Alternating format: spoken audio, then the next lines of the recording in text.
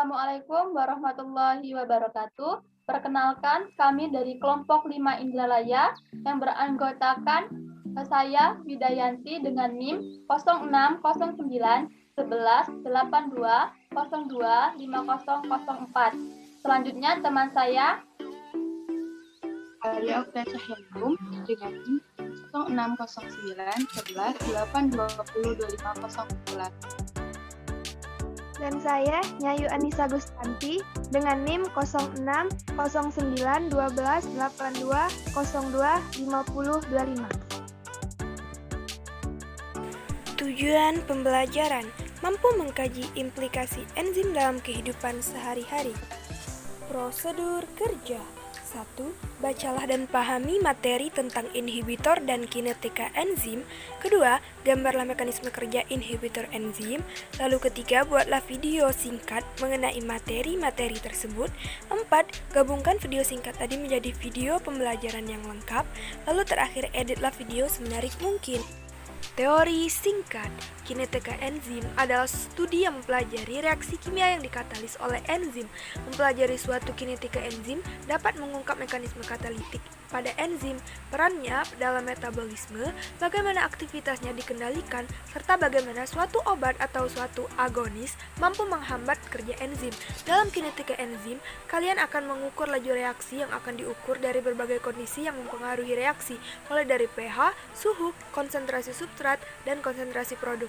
Sedangkan inhibitor adalah molekul yang dapat menghambat, bahkan menghentikan reaksi enzimatik dengan mengotori permukaan katalis. Untuk memahami bagaimana mekanisme kerja dari kinetika enzim dan juga inhibitor, mari simak pemaparan berikut ini. 1. Suhu. Sebagian besar enzim manusia memiliki suhu optimal sekitar 35 derajat Celcius sampai 40 derajat Celcius. Pada suhu di bawah 0 derajat Celcius, enzim tidak dapat bekerja, tetapi enzim tidak mengalami kerusakan. Sedangkan pada suhu tinggi di atas 55 derajat Celcius, maka enzim mengalami kerusakan. 2. Derajat keasaman atau pH. pH mempengaruhi muatan, dan muatan akan mempengaruhi struktur enzim. Sebagian besar enzim memiliki pH optimal sekitar 6-8. Namun, enzim pepsin bekerja paling baik pada pH 2, sedangkan enzim tripsin bekerja pada pH optimal 8. 3. Inhibitor atau zat penghambat. Laju reaksi pada reaksi enzim dengan inhibitor kompetitif lebih kecil dibanding reaksi enzim tanpa inhibitor. Tetapi pada saat konsentrasi substrat sangat besar, maka keduanya ini sama-sama akan mendekati laju reaksi maksimum. Inhibitor non-kompetitif hanya berikatan dengan kompleks enzim substrat, tidak dengan enzim bebas, sehingga membuat kompleks inhibitor enzim substrat tidak aktif. 4. Konsentrasi enzim. Semakin tinggi konsentrasi enzim, semakin cepat proses terjadinya reaksi. 5. Konsentrasi substrat. Jika sisi aktif enzim belum bekerja, maka penambahan konsentrasi substrat dapat mempercepat reaksi. Namun, jika semua sisi aktif enzim sudah bekerja, maka penambahan konsentrasi substrat tidak akan mempercepat reaksi. Inhibitor adalah zat yang menghambat atau menurunkan laju reaksi kimia pada enzim, dapat menghambat bahkan menghentikan laju reaksi enzimatik. Sifat inhibitor berlawanan dengan katalis yang mempercepat laju reaksi. Berdasarkan kestabilannya dibedakan menjadi inhibitor reversible dan inhibitor irreversible. Inhibitor reversible adalah inhibitor yang kimianya berjalan dua arah atau dapat berbalik dan bersifat tidak stabil. Ketika inhibitor mengikat sisi aktif enzim, maka inhibitor ini dapat dipisahkan lagi dari ikatannya. Contoh inhibitor reversible adalah EDTA yang merupakan senyawa inhibitor bagi enzim golongan protease logam karena kemampuannya dalam mengikat ion logam. Sedangkan inhibitor irreversible adalah inhibitor yang reaksi kimianya berjalan satu arah, di mana setelah inhibitor mengikat enzim, inhibitor tidak dapat memisahkan dan bersifat stabil.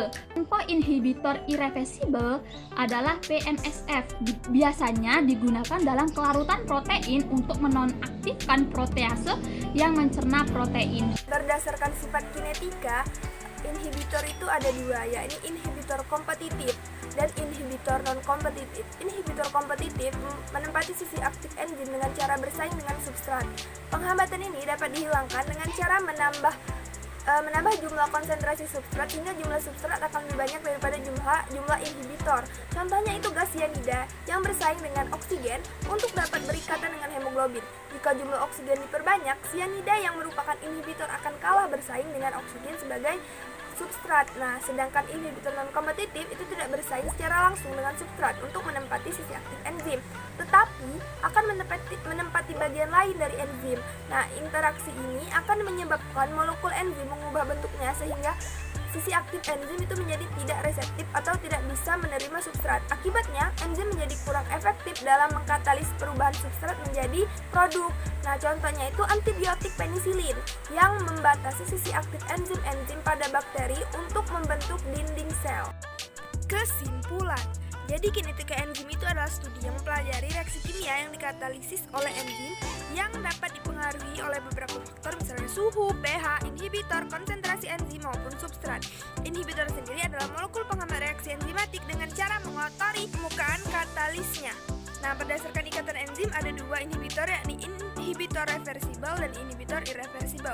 Sedangkan berdasarkan sifat kinetikanya ada dua inhibitor juga, yakni inhibitor kompetitif dan inhibitor non-kompetitif. Sekian video pemaparan dari kelompok kami, semoga bermanfaat.